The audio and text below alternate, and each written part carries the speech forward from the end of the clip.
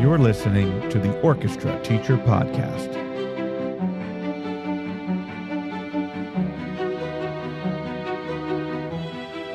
Welcome to the Orchestra Teacher Podcast. Dr. Charles Laux here, and this is episode 55. 56? 55 was yesterday with Katie O'Hara-Labrie, and today we have our special guest just from up the road here, Mr. Adam Gresham. Hello. Hey, Adam, how are you? Good, how are you? Good. It's good to be back. Thanks for being here. Yeah, appreciate it. absolutely. And this is our second time on the show. Yeah. And cool part is last year you had not even started your venture into string teaching, or you just started. I can't remember. I was going to go look it up, and I ran out of time. I forget I think what it was. maybe like a month in, or somewhere in August or so. Yeah. Yeah. But Adam teaches at Barber Middle School here in Cobb County, Georgia, and percussionist. Yep. By trade. Yep. And band director for 7 years. 6 years. 6 years. Yep. High school. High school and middle school. Middle school. Okay. Yeah. And then he got the itch, the itch to teach strings, and decided to go for a job as a middle school orchestra director. Yep. Got it, and then went, I got to get going on this. Like, I got to get going on this. So last summer, I met Adam actually in Michigan at the University of Michigan String Teachers Workshop. Yep. And it's just weird because that was already a year ago, and time flies. It does. It's been a really fast year. I feel like every year has its own timeline almost. No year that I've taught feels the same. And this year I felt like maybe it's just because we've been through COVID and all those like really long, strange years recently. But it's like this year was like, oh, this one just flew by. So it's either they're just having more fun or we're back to normal, and either one is great. Yeah. So you went to Michigan and Ohio State. Yep. Last year, got all as much as you could gather before you started. Some private lessons and and still felt like I knew like a quarter of what I needed. Well, sometimes we go into those situations, and that's how it is. Yeah. But you were all in, and you did all the prep work that you could possibly do. Yeah. And then tell us about your incoming call from 470-333. Okay, we got a call here. 0436 for Charles Laux. That's the pizza you ordered, right? Alexa, stop. Sorry about that, everybody. The joys of live streaming and live broadcast here. So tell us about your first year. I mean, well, I guess, tell us about your first year. What a loaded question. I know. How much is there? But I guess what were the expectations, and then the reality? Like, kind of talk to us a bit about what you thought it was going to be, and then what it really was, and I don't know what I thought it was going to be. It's kind of one of those, you're just kind of stepping into the unknown at first, starting out, you're like, well, it's still music, I'm used to the band world, and I'm used to, a rehearsal process and all that kind of stuff. And I was like, probably 70% of stuff is going to be pretty similar in terms of the day-to-day. It's still public school teaching. It's all of that. But all the string stuff, I was like, man, that's so, it's so different. I don't know what to expect or what it's going to be like. And so I think that's where, definitely the stuff last summer really helped kind of just get me in the know. Yeah. And then once I got in the classroom, man, I was so happy that I just knew how to hold the instrument and how to play, a D major scale at first, and all that kind of stuff, just so that I could like get off the ground and go, all right, I feel comfortable enough like holding the instrument and starting to play in front of the kids. And it wasn't pretty at first, it was right. But it was better than the sixth graders, so. Now, did you share that your information with them? Like, I'm just learning this out, or did you not share that at all? I don't remember really. I guess the answer is I didn't. Okay. I think at first I wanted to just like establish that credibility of like, hey, I'm your new teacher, and I didn't want to like come in and go, oh, hey, by the way, I've never done this. I mean, I'm not saying that you should. I'm just asking if you did. So I think that was smart. I mean, I think later on down the road, because what's unique at Barber is that, it's a smaller school. We have like 850 kids. And Okay. we've got 4 fine arts programs, band, chorus, orchestra, and dance. And we probably teach about 80 to 90% of the school. Oh, wow. Or in Okay. one of our programs. That's great. And, I was looking at my numbers and it was like, well, I think probably 80% of my kids double in another fine arts. Oh, yeah. So there's a lot So of they have the sharing. ability to do band and orchestra, or chorus and orchestra, Yeah, or you could double anything. orchestra and orchestra. Double orchestra is a thing. Whoa, Yeah. like 2 periods a day. Yeah. That's great. For the real crazy kids. Yeah. Well, I mean, and I know it is that way at my feeder at Mabry too. And those kids are just gung ho, like they just Yeah. they love it. So When I got there, I don't think it was a thing, but I know there was double band. And I was like, well, if we got double band, can we do double orchestra? I'm sure there's some kids that want to do that too. And, the admin's super supportive at Barber. And they're just like, yeah, if you've got kids that want to do it. And I was like, okay. And I just kind of, threw it out there and I got. Is that every grade? It started with just 8th grade. Okay. And then kind of phased it into 7th grade. And I think the 7th graders are like a little bit more interested even. They're like, oh, I get to do it. We offered it in December. So. Okay. They got, So halfway. Yeah. Yeah. And, those kids are, it's funny. It's the most dedicated kids. And then every day they're still like, but you know what I think we should do today? I think we should play for an hour. And then the second hour, I'll just be tired. So let's just hang out. And I'm like, you wanted to be here twice. They're like, yeah. And I was like, but you like playing. They're like, yeah, but come on. I think that's a little bit about that's a little today's kids. Yeah. Yeah. That's just who they are. Yeah. Unfortunately, like we have that work ethic problem, a little bit, But no, I mean, it's been cool. I can't remember. I was getting to a point about something about the doubling. Sorry, I forgot, but it'll come back to you maybe. yeah. But it's cool, and the program is really starting to explode. We're kind of going through the process of scheduling and stuff at the end of last year, and I was always worried about all right, how many kids are we going to keep? How many kids are going to go do something else? And my last school, it was super high transiency, and so I couldn't count on who was going to be there next year.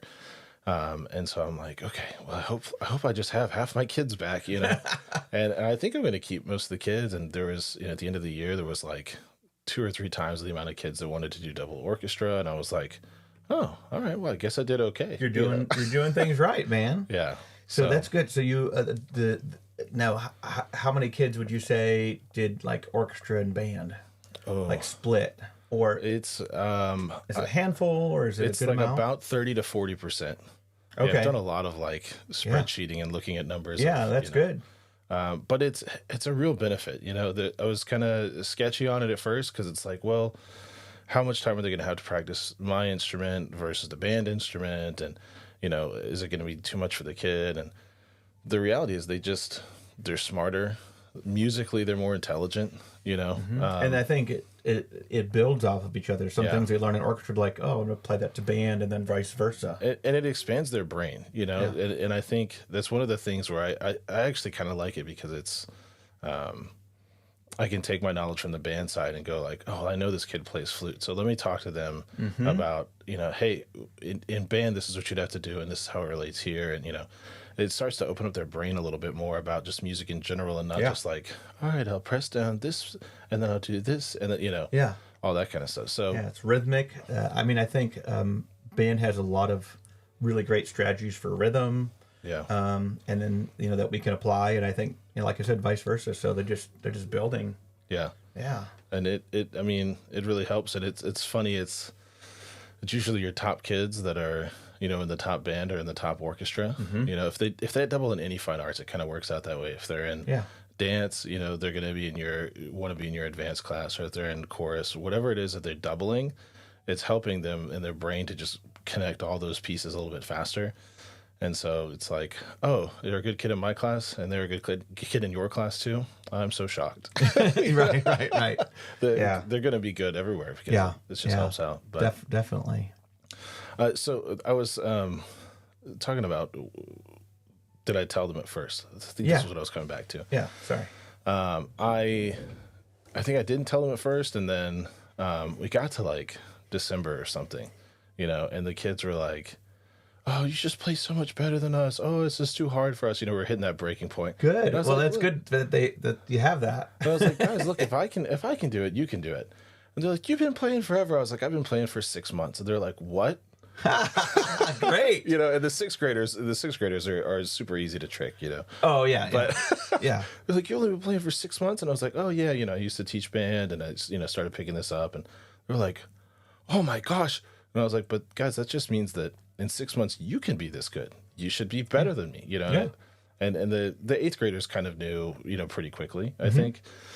But I just told the eighth graders, I'm like, "Look, you should be better than me.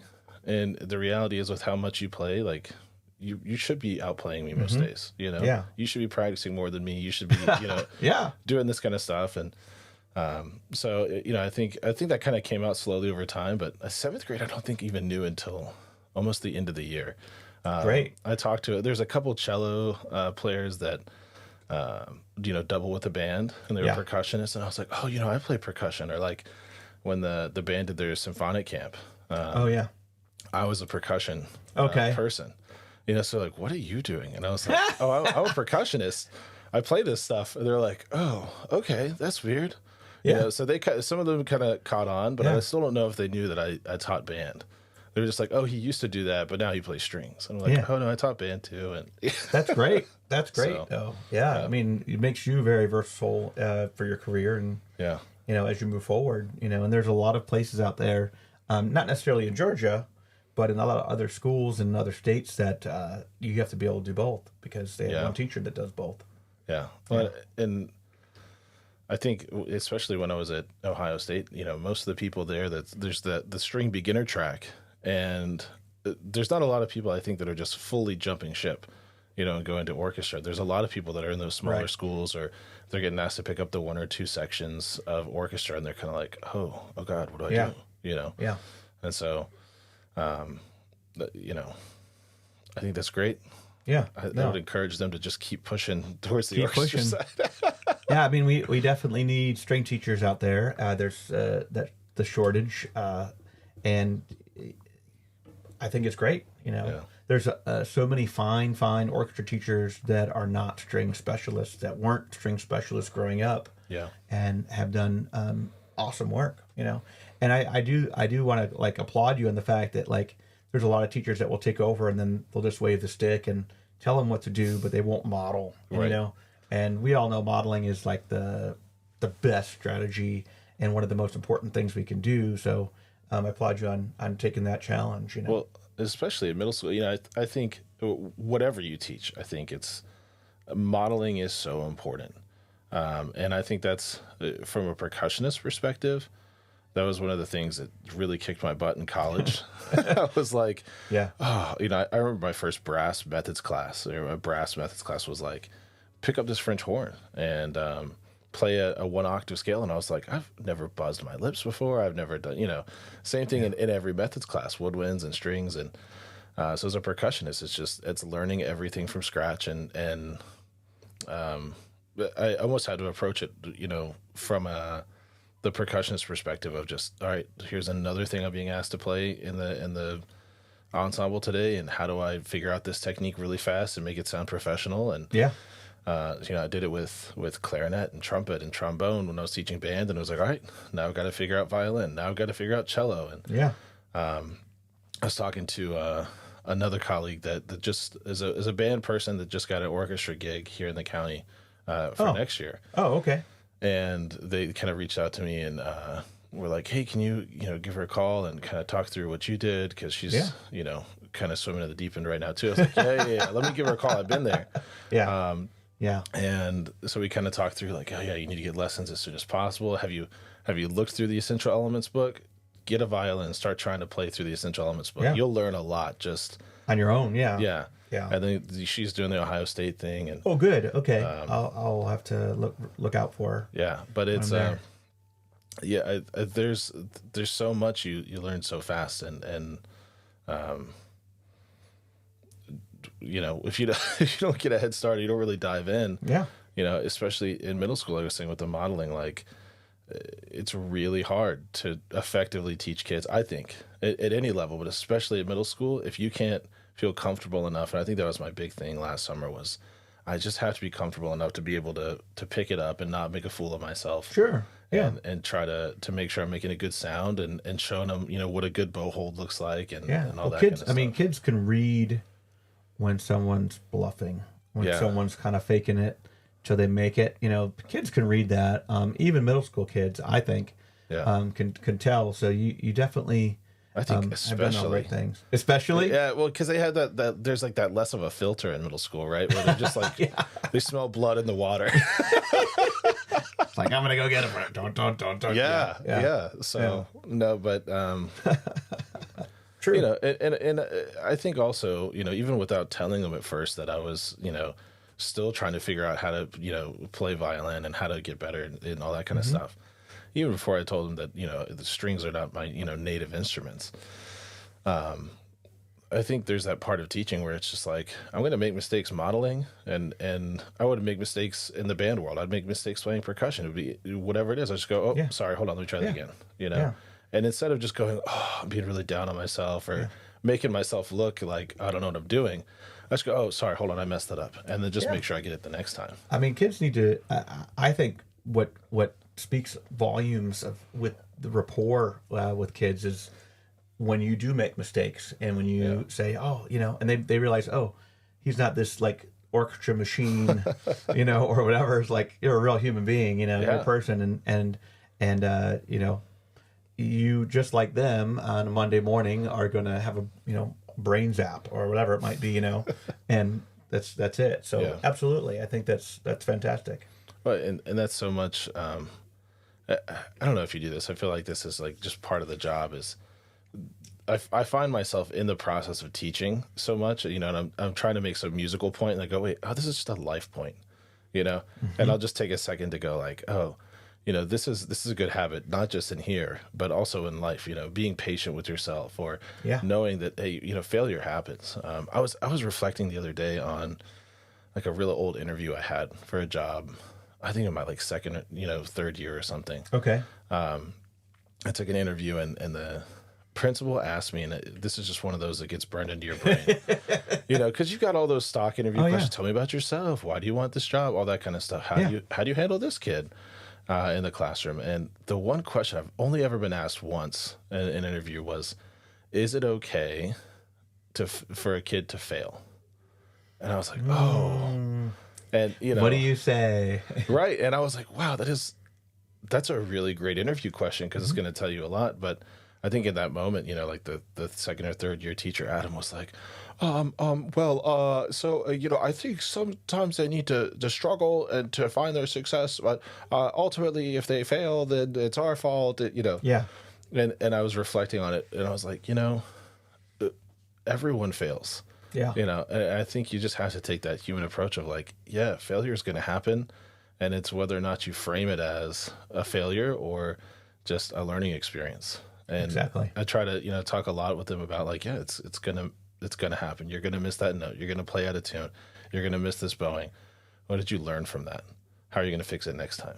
And that's essentially, these four walls are a mistake zone, and we just try to take them, one at a time and make them go away. Well, kids will definitely, kids will take more risks if they know that it's okay. That they feel safe, and if they feel like they can't make any mistakes, they're gonna clam up, Yeah. And I think that's one of the cool things,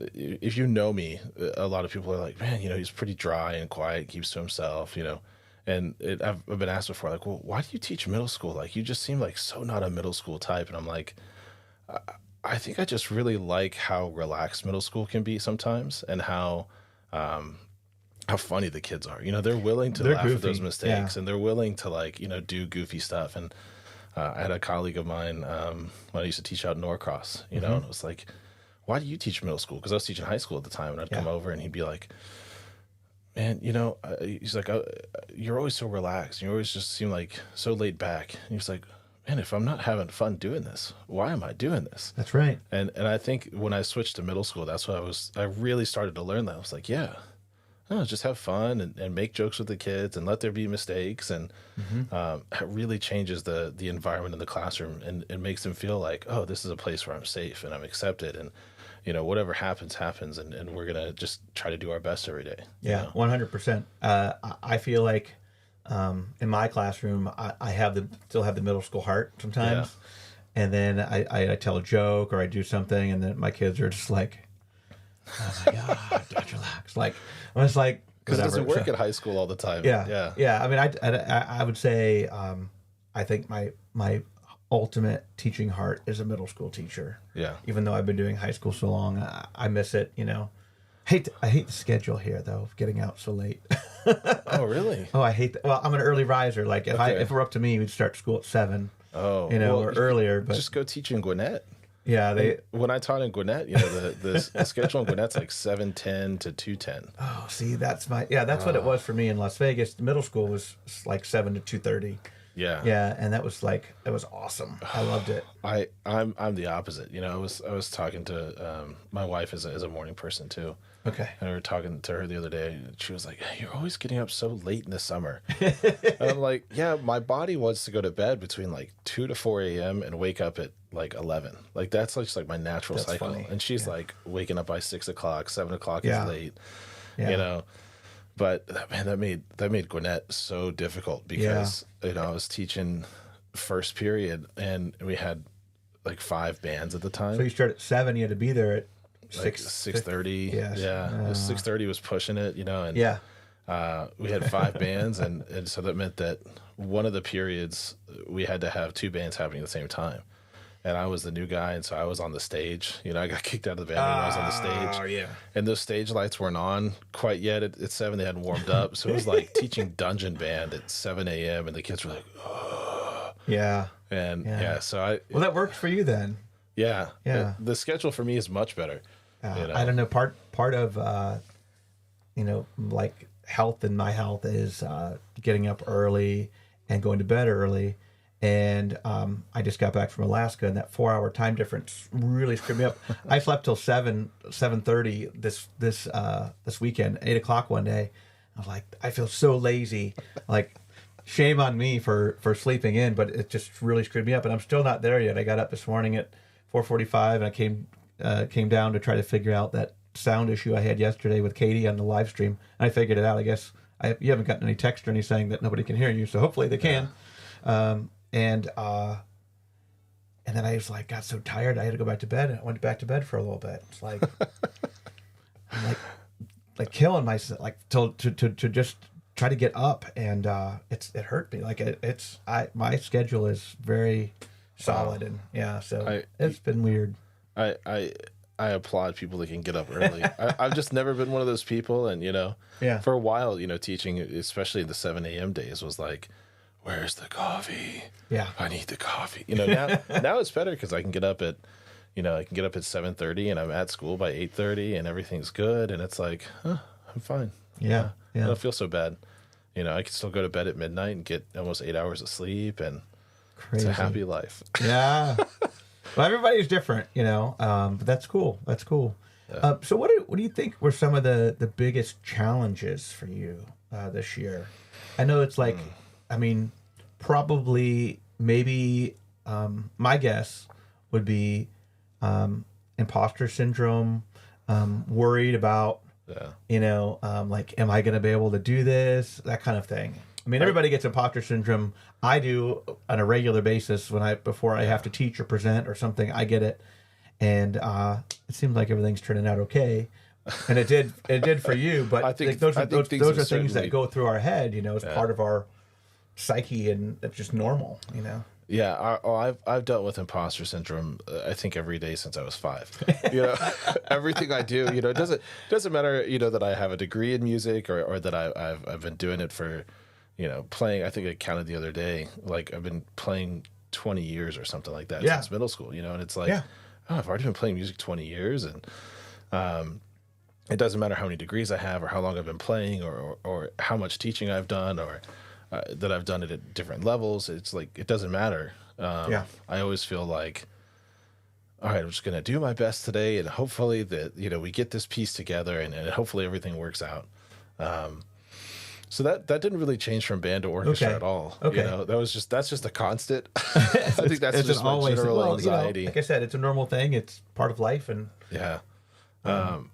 For me, I know we talked, I think the first time you're like, how's your your alto clef going? Oh yeah, the alto clef woes. And I thought about that almost every day after that podcast all year. And I was just like, I've just got to get better at alto clef. Oh, dude, I'm sorry. Like, I gave you this thing in your head, and now you're like... It was just one of those things where I was like, yeah, he's right. I do need to brush up on that. So then every day I was just kind of like, it was like a helpful reminder. Like, I'm sitting on your shoulder. Yeah.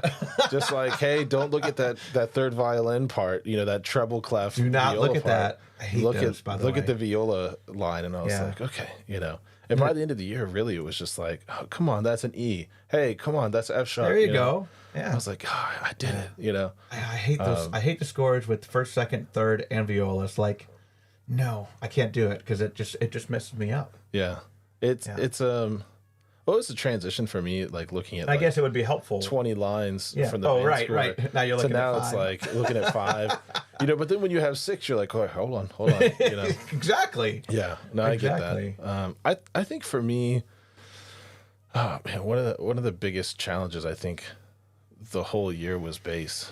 Okay. And that was something actually when I was talking to the new person that I was that just got the job. I was talking about Ohio State, and I was like, hey, you're going to do this, and it's great, beginner track and all that kind of stuff, and then you're going to have some afternoon classes for some secondary things. I was like, you got to do cello or bass. Cello and bass, yeah. Don't waste your time on viola, especially in middle school. It's essentially the same. Yeah. There's so little time you're going to spend on the C string on viola in middle school. Yeah. So. And it's not that hard. Right. And so I was, I was like, I focused on cello, and it's a little bit more when I was doing string methods and stuff in my undergrad. I did a lot more cello. Okay. So I just kind of gravitated towards cello, and it was comfortable. And then I spent this whole year going, I wish I had more bass. I wish I knew more about the bass. Everybody wants more bass, right? Bass players. Yeah, but yeah, and it's just a different animal. It's the least relative of the other instruments, and my joke is that if you have 5 bass players in a room, you're going to have 5 different opinions on how it should be done, how it should be played, and the fingerings too. I mean, most of the time you're going to have those big differences. So, it's what it is. Well, and I think I messed some kids up at first because I just didn't know what I didn't know, and so I was, play your C string, bass players. Well, I was playing. We'd be working on the C major scale. And I didn't know you had to do kind of a shift to second position, and then play 2 and 4, and it was like, oh, were they doing 4/4? Yeah, and they were just doing a full shift, just like a D major scale, 1 4 and then finger. 1. Yeah. And I was like, oh, okay. So actually, they were like, what are these strange markings? And I was like, oh, well, that tells you, hey, we're going to stop class and I'm going to go and show you how to do it. Yeah. Well, I mean, and I think the section I visit the most, like to go demonstrate, obviously, is the bass section. And I'll go back there, and everybody else can be looking at something else or practicing on their own. And I can take the basses for a minute or two and work with them and show them the fingerings or show them the technique or whatever it needs to be. But they need the most love, I think, out of any section. Well, in orchestra. I think it's so funny because so much of like what you do in the Essential Elements book and all the technique studies and things, it's all in unison, right? So the basses are asked to do everything that everyone else is, which is great, But it's hard. It's hard for them, especially in 6th grade, and then you get to the music, even in 7th and 8th grade, up to like grade 2, 3 literature, you're like, oh, look, more whole notes. Oh, more half notes. We got some quarter notes. Yeah. But in the Essential Elements book in 6th grade, they're already like, all right, well, let's learn how to shift and let's do these. They learn like 2 or 3 different, shifting patterns and just so much extra stuff. And I tell all the kids, I'm like, hey, time out, talk to your friends or practice this on your own. I got to go hang out with the bassist for a minute and they just get used to it. They're like, oh, okay, he's working with the basses again. Yeah. Because it's just such a different animal. And I think the same way I used to think about band, I used to talk a lot with one of my colleagues that I felt like trumpet and clarinet are your two gatekeeper instruments in band. Okay. Where until you can expand the range, until you get good tone quality in that extra third of the range or that extra fifth, you're not jumping to grade 3. You're not jumping to grade 4. Yeah. And I feel like in a way, tangentially maybe, bass is kind of the same way. Like, and if the parts were harder, it would definitely hold you back. Yeah. It's unfortunate because I wish there were more challenges in some of the bass music for younger kids, because I think it limits them. So we have to make sure that we're using those technique books. And when I was in Alaska, we were working with the teachers, and there were a couple on cello bass who weren't cello bass players. We were having them go through, and we got to book 3, and there's some of those tunes, and they were struggling, and we had to bring up again, like, this is what your kids are going to do too, because in the music they're gonna it's definitely like a faster jump. And I won't lie to you and say it's when I'm looking at programming, you look at what your bassist, a lot of times, you look down at the bass line and go, okay, well, my bassist can do this. Is a pretty easy piece, that's why, we did Beyond the Thunder this year. Okay. By Deborah Baker Monday. Yeah. And, it's mostly just whole notes and quarter notes for the bass, lots of open strings. And that's where my basses were.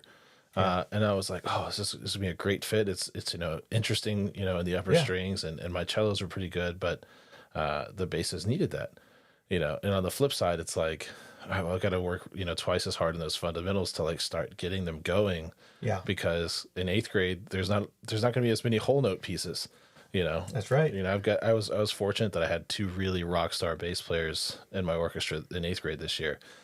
And I just hand them anything, and they're like, oh, okay, it's no problem, They're just super, super nerds and just wanted to figure stuff out. I would give them downtime, and I'd catch them back there, like, transcribing by ear, like, famous bass solos for jazz stuff. And, wow.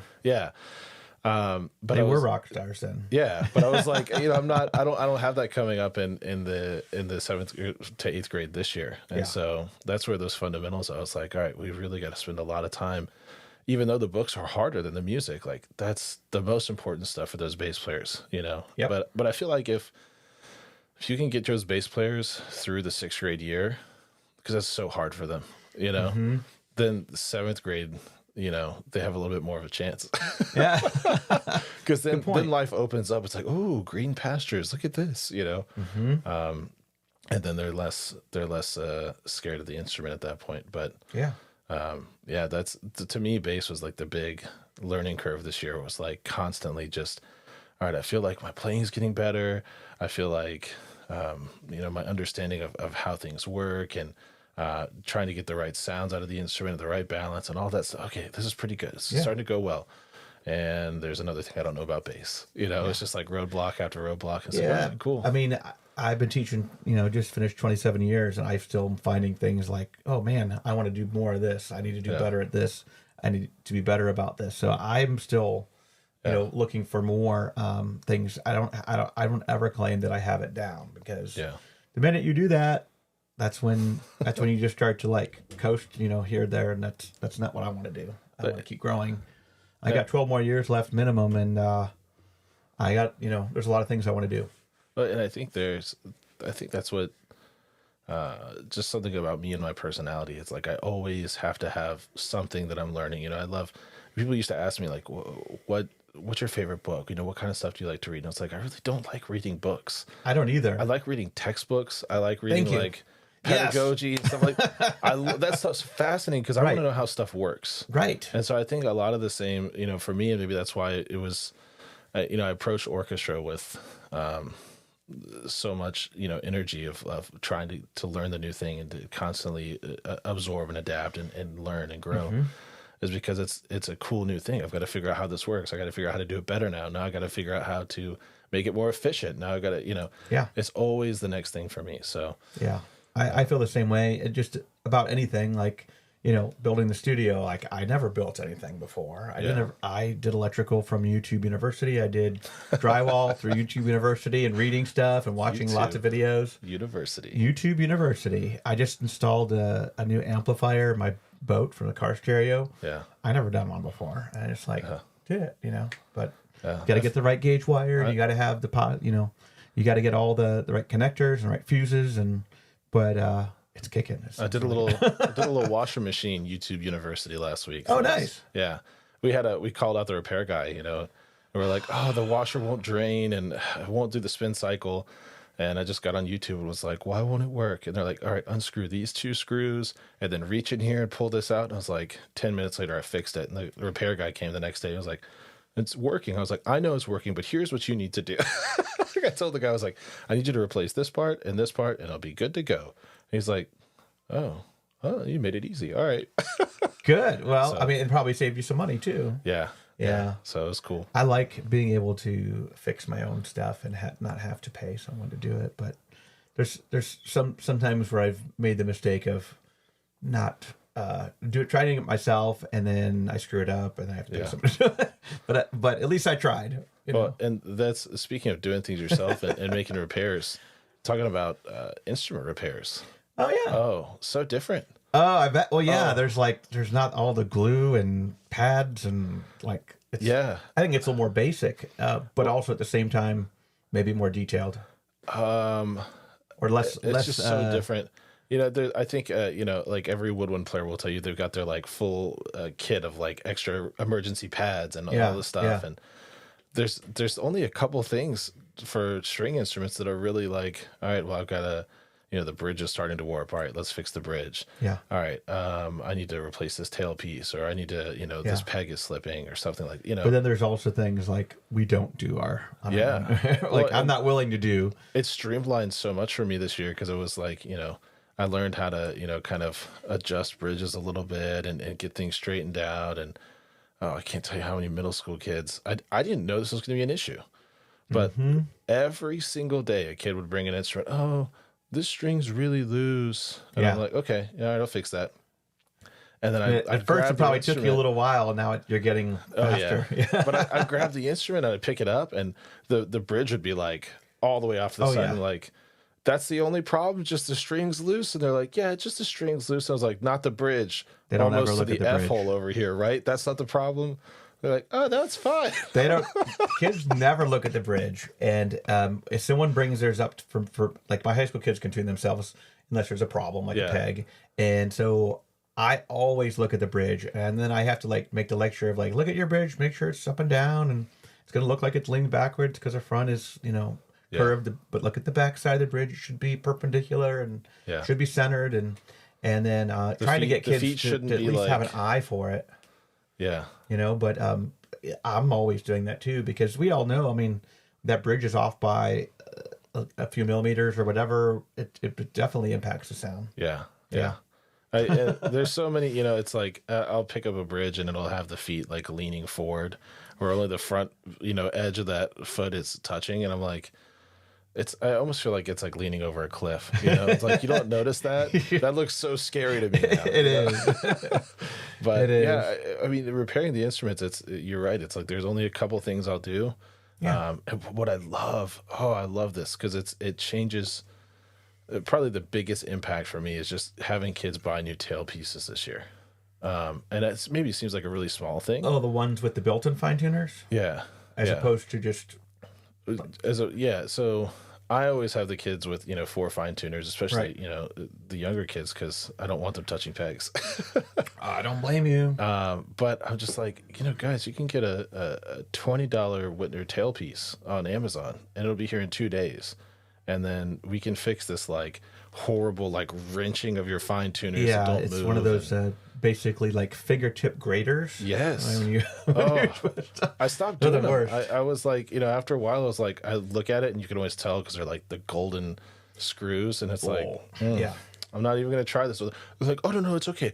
I can get it. I know how to do it. And I was like, all right, those are your fingertips, not mine. Yeah, right. But and I remember like, I think I posted on Facebook one day. It was like, I think I'm a real orchestra teacher now because I actually like took off the strings and changed my first tailpiece, and like the sound post Nice. didn't collapse. Yeah. But it makes such a difference. It does. There's just small things with string instruments that make such a difference, and it's not $100 mouthpiece that I have to buy, or Yeah.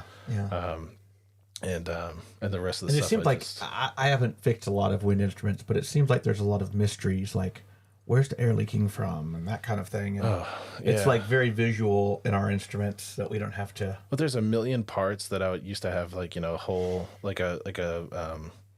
I always felt like I was a craftsman or like a mechanic, like at a whole tool bench of just like, all right, well, let me get these pads from here, or let me get this spring here, or this valve casing. And now it's just like, just don't really have that stuff. Yeah, no. I've got a tool to like tighten up some chin rests. Yeah. And I've got, a couple extra tail pieces and some strings, and that's pretty much all the rest I just send to the shop. Yeah. No, I mean, I don't mess with too much. I just don't have time to do it. And I want to learn, of course, but that's what it is. So I know that you're working on your specialist degree, and for some states, they don't really have a specialist degree. It's not a thing. So the specialist in Georgia is the degree between master's and doctorate, and it is a jump on the pay scale by a good amount. And then the doctorate's another jump on the pay scale by a good amount. So tell us about your specialist, where you're doing it, what it's in, and like what you're doing. What's up with your specialist degree? So I was. It's funny you mentioned that, like, not everyone has a specialist, because I was talking to my dad, who's he works at Quikrete. Oh, okay. And he was like, "What is this specialist thing?" And I don't understand. And I was like, "Oh, I guess it's kind of a teacher thing." You know? It is. It's like a master's, it's almost like a second master's, but maybe a little bit more. And I had to kind of like just guess. I was like, well, it's kind of like for people who want a doctorate but don't want a doctorate but want more money. I was like, I don't really know how we got this, but it's just something we have. He was like, okay.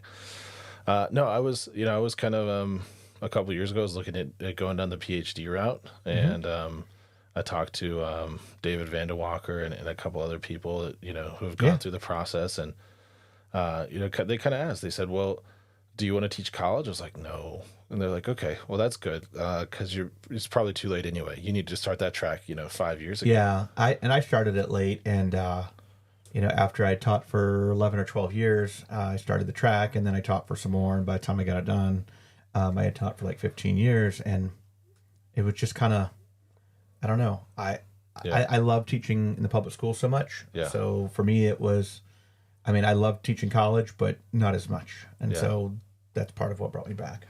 Yeah. And there's, other reasons too, family reasons and financial reasons and those reasons, as well. They're paying college professors so little now. Yeah. It's like not worth it almost from a lot of people. If you're going to, like he had said, if you're going to start out, like you can start out as a college professor and a public school teacher pretty close.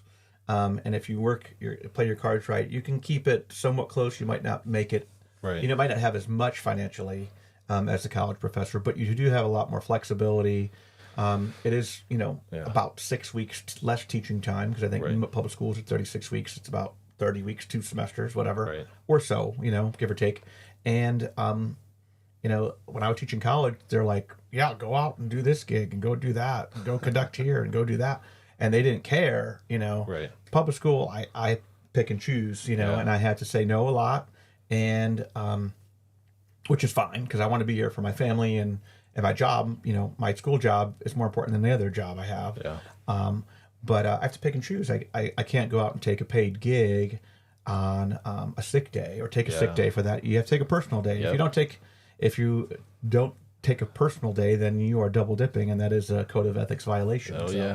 And you may not get caught, but for me, it's not worth my career, my teaching license for a gig. It's really not. So summer gigs are good, weekend gigs are good, and when I have to take days, like my All-State, I'm going to do an Alaska in November. I have to take 2 personal days. That's 2 personal days. Yeah. Well, and it's fine. I think I use way more sick time than I do personal days, and I know we have, it's 2 or 3 a year that we're supposed to, use them or lose them kind of a thing. Yeah. But well, it still comes out of your sick pay, though. The personal days come out of your sick. So, and if you keep your sick long enough, by the time you retire and you have enough days, you can get an extra year. So Yeah. that's what I'm hoping for. So anyway, so I Sorry, that was an aside. No, that's good. We so I was looking at the doctorate. People were like, "Do you want to teach college?" I was like, "Not really." They're like, "Okay, so then why do you want it?" And I was like, "Well, I want more money." There's nothing wrong with that. And at the time, I was still teaching band. Yeah. And I was like, the knowledge and stuff is cool, but I was like, I gotta be honest, I don't really think that, and I still feel this way. You're going to learn a lot more about your subject area and content and pedagogy and all that kind of stuff. But when you're getting into graduate degrees like that, it's just research. It's not nearly as practical as I think most people want it to be. Yeah. And you're going to get data out of it. But I think the real value is trying to find a way to make that research-based degree turn into something that is practical for you in the classroom. Yeah. And I think there's a lot, unfortunately, because of a lot of the hoops you got to jump through with the ethics boards and IRBs and stuff. A lot of people don't even get me started about it. It was a nightmare. A lot of people do research that's just not practical for the classroom because it's harder to get through. Right. It's a longer review process. I used 55 7th grade violin and viola players, and you'd have thought that I was giving them electrical shocks if they played a wrong note or something, and I was simply recording them playing scales, which is so I had to make sure that I said this is standard practice.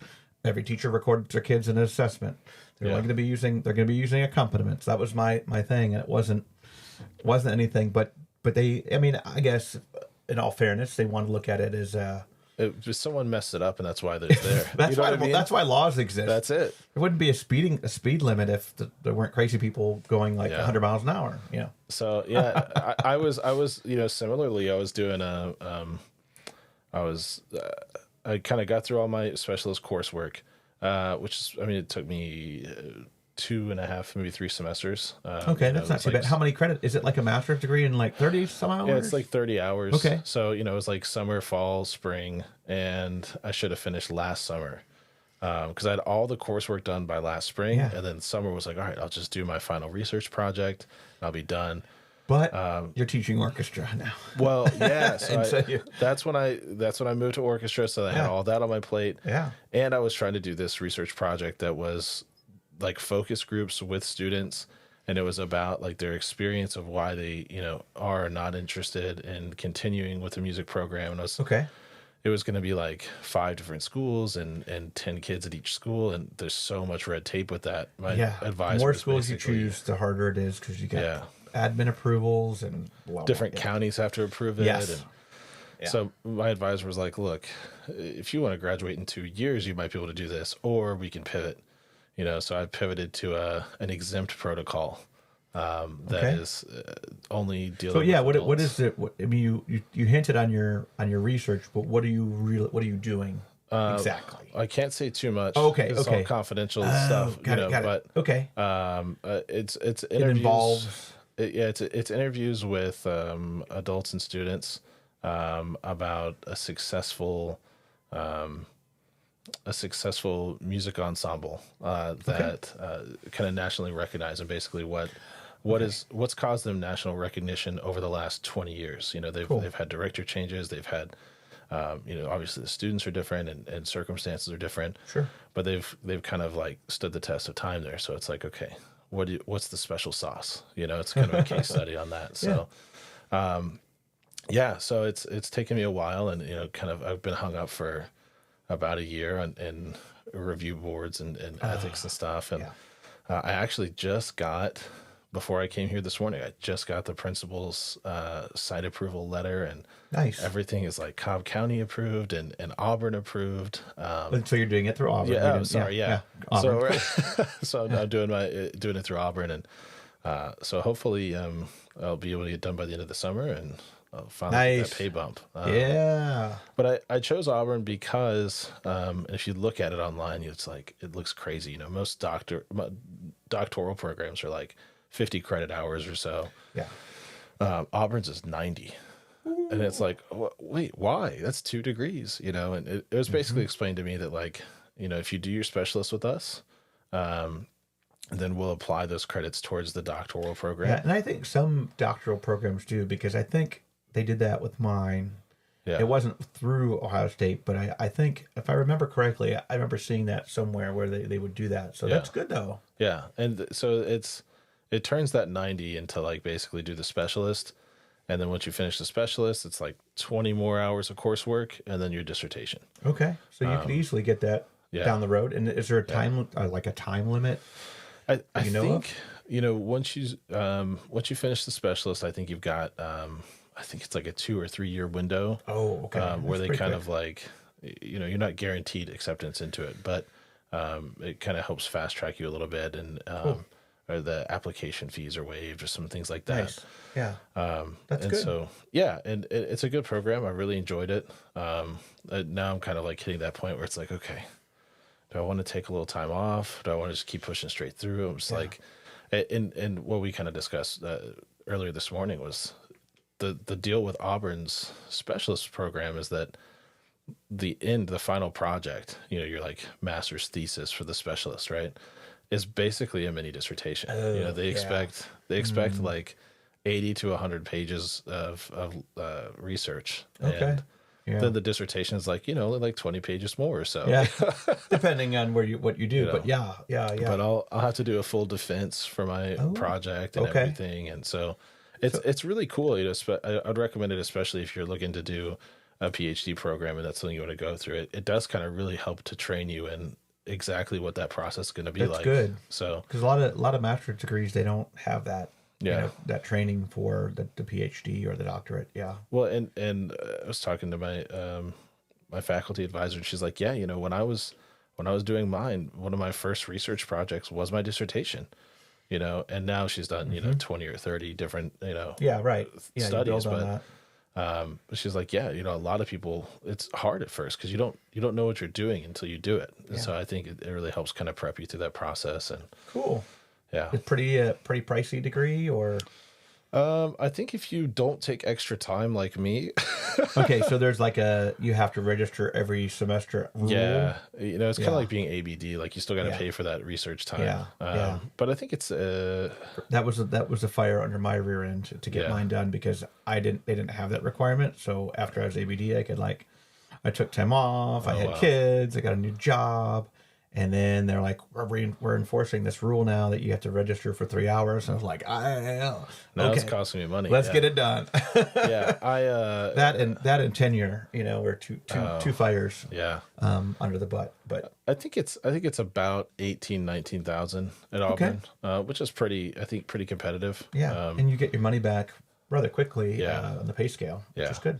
Especially with Cobb County this year getting the pay raise, and it's unprecedented. I don't like to brag about it, but it's noteworthy to talk about. Last year, Cobb, our school district, gave an 8.5 to 13.1% raise across the board. So depending on where you fell, the younger teachers usually got the higher 13.1, and the older teachers got the smaller amount. I know I got the smaller amount. But it's not small. I mean, 7 or 8. Yeah, I'm not complaining. And then I was like, okay, we're done for raises for about 3 or 4 years, and then this year they're doing another one from 7.5 to 12.1%. It's like, I never would have ever thought that. So I feel very lucky to be a part of that, and very fortunate. But the other thing that Cobb has going for it is, I think, what was the stat? They're keeping 99% of their teachers for next year. Like, oh, wow. Yeah, it's crazy stat. Like, teachers are not leaving.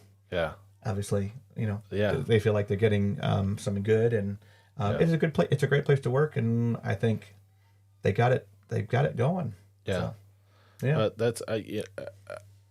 I always, growing up, was like, okay, I'm gonna, I was looking to go into college, and I was like, okay, I'm gonna be a teacher, and I kind of knew. I would never make a lot of money, and, I was like, okay, well, all right, that's fine. This is what I want to do. And in my first job, I was teaching out in the country, and, it's not quite as nice money as Cobb is, but it's not as expensive to live there either. No, but I was still living in downtown Atlanta. So.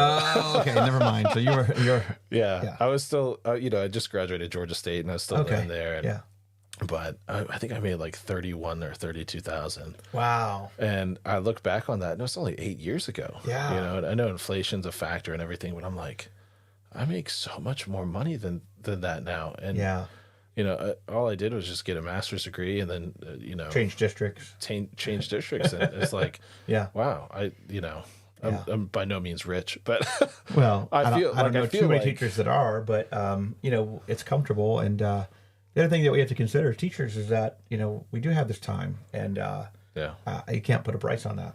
Yeah. You really can't. I think 18-year-old Adam would be like, oh my gosh, you're doing all right. I'm like, yeah, I'm doing all right. You are doing all right. I've got a house, and I've got a car, and they're like, I got food in the fridge. It's great. Yeah. You know, roof over your head and all the necessities. And then you got time too. Yeah. Time to sleep in, time to vacation, time to do whatever you want, which for me, that's part of the perks of the job. Yeah. You know? Yeah. And I think that's such a hot topic because, you know, everyone's like, well, pay teachers more, well, work more, you know, and there's all those arguments back and forth. And I'm like, man, if you just taught, you would know how necessary these summers are. Go to middle school for a day or deal with high school attitudes for a day or crazy elementary kids for a day. And I think a lot of people that work in the in a normal job or a real job, whatever you want to call it, they would have a hard time. Yeah. You know? Well, it's so like for the kids, for us, it just needed a time to like decompress and to go, okay, all right. I almost felt the same way like in college with marching band, you know. It was like, I love marching band. I'm so excited to do it. Oh, band camp's coming up, and all right, cool. And then you like go through band camp, and you're like, oh, these days are so long. Why am I doing this? You know, the marching season's really long, and all the rehearsals and the game days, and especially in college, you know, those game days are like you got to be there at 7 for rehearsal, and then play the pregame stuff with the team, and it's just 8:00 game, and you're done at midnight. Yeah. And so by the end of every year, I'd be like, oh, I'm not doing it again next year. I'm not doing it. And then, you know, the scholarship would come back in. I'm like, I'm doing it again. Doing it again. Got to have that scholarship. Yeah. So that's cool. But no, I think it's a lot the same with teaching. You know, you're like, for sure. You get run down by the end of the year, you recharge back up, and you're excited to hit it again. Yeah. You know? Yeah. And I it's weird because like the first few weeks after school's out, I start getting down. I'm like, oh, I don't have anything to do. I was like, oh wait, I get to do this and this and this. Okay, I'm all good. But it takes a week or so just to realize like, I don't have to go back for a few weeks. You know? Yeah. And I've been back in school. One of the interesting stories is you're getting new floors too. Yeah. Yeah, you're one of the buildings too. Oh, and so we had to pack up everything. And label everything. And label it. And I went in, check on it, and it's like the place is torn up. Really? Yeah.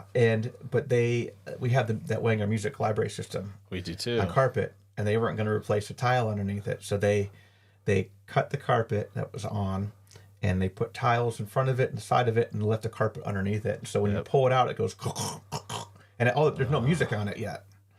And I'm like, this isn't going to work. So okay, so this is the same thing. So I'm going Saturday to take out the screws out of the concrete and out of the concrete walls, pull the frames out, and they're going to do it the way it's supposed to be done. Okay, we need to talk a little bit more like off the podcast. Because I'm going to do some handiwork on a Saturday morning to pull all that stuff out, so that way they can. They're actually not going to put tile underneath it.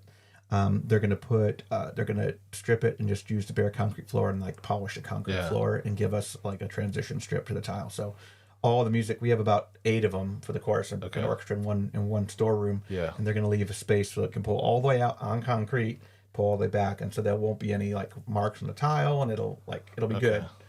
But but we did that with the designers ahead of time, and they did it wrong, and I went in there and looked at a check, and sure enough, I emailed my AP that's in charge of the construction, and I'm like, this is not right. We're not. Yeah. It's going to be a mess. You put music in there, so yeah. Anyways. That's what that was kind of I asked about it when they came through. You know, they came and did like a building check, and they were talking about what they were going to do. Yeah. And I met with the blueprint guy, you know, whoever was in charge, and I was like, I don't know if your plan's going to work, because they wanted to, you know, just keep the carpet and then put a little strip, and I was like, so every time I pull it out, it's going to go good. That's right, it does. I was like, I don't, and it's going to eventually crack the tile. I don't know if that's going to work. Yeah. And he's like, well, what if you guys emptied the shelves and then we won't take it down, but if you want to take it down, then we can probably tile underneath it and then you can put it back. And I like took the end cap off of it and kind of saw behind the curtain of what, it's like all mounted to the walls and everything. Oh, yeah. I'm taking it all out. And I was like, I brought my head custodian in and I said, I can take this out, but I don't know if it's going to go back in the right way. And she's like, why don't you call Winger? So I actually messaged Winger and was like, hey, what do you recommend to do this? And they're like, well, we could send some people back out because I think Winger was the one who installed it. And I was like, I haven't heard how much that's going to cost. And I'm like, we'll just see how it goes. So the good thing is I'll have holes in the bare concrete that I can reuse. I may have to put some mortar in there and fill it up and then re-drill kind of thing. So it'll be fine. I've installed those from scratch before, way back in the day. Yeah. So yeah. But it's always interesting when you have school construction and, all the other rooms are pretty normal and easy to do. And then you got the orchestra, band, and chorus room. So, and I was asked recently, because we're trying to figure out how to store the instruments. And band's like, oh, we're just going to put them in the locker. Like, what are you going to do? And I was like, I'm just going to case the cello and the bass up and put them on the rack. And hopefully they'll call me and I can come help move them. And they don't try to wheel the basses through the door and take the tops off. Just like, okay, this is all I can do, Like we don't have lockers for cello and bass, so yeah, I don't either. I took all the bows off. I was like, I don't want dust getting kicked up and stuff all over the bows and put those away, but it's gonna be a mess. Yeah. Anyways, that's our summer. Yeah. Things happening. So, and then we get to unpack it all. Like I just moved into my office and I had to unpack everything. Well, fortunately for me, I've got, I kind of share the office with the rest of the department.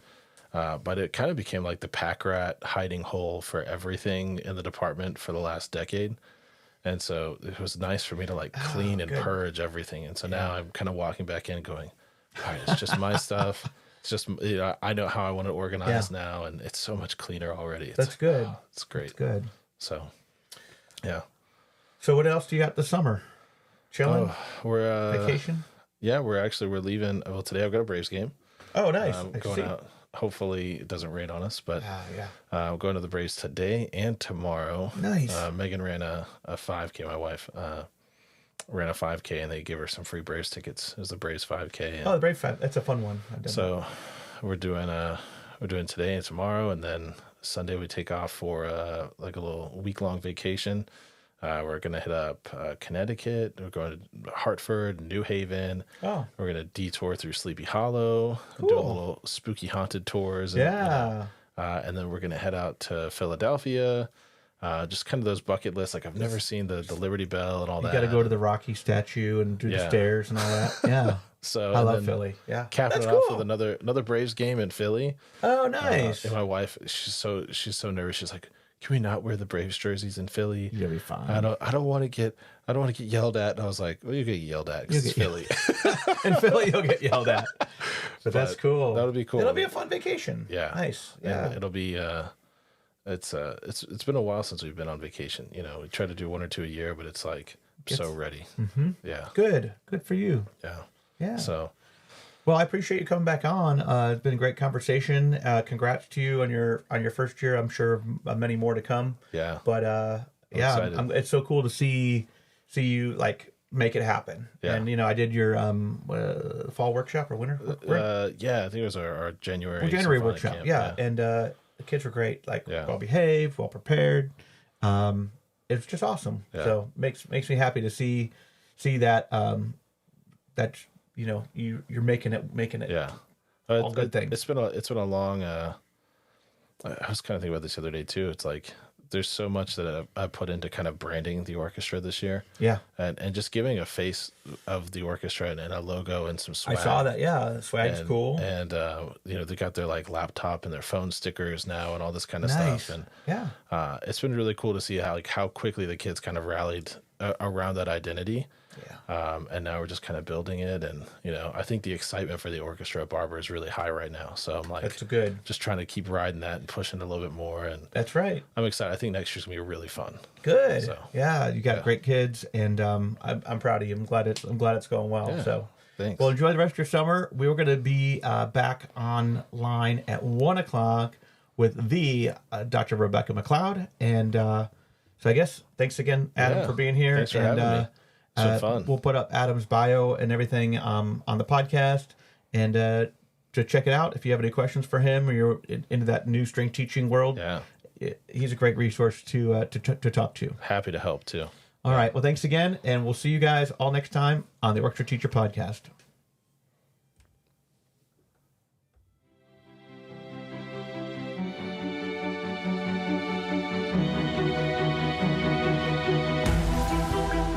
Thank you for tuning in. For resources and more information, visit orchestrateacher.net.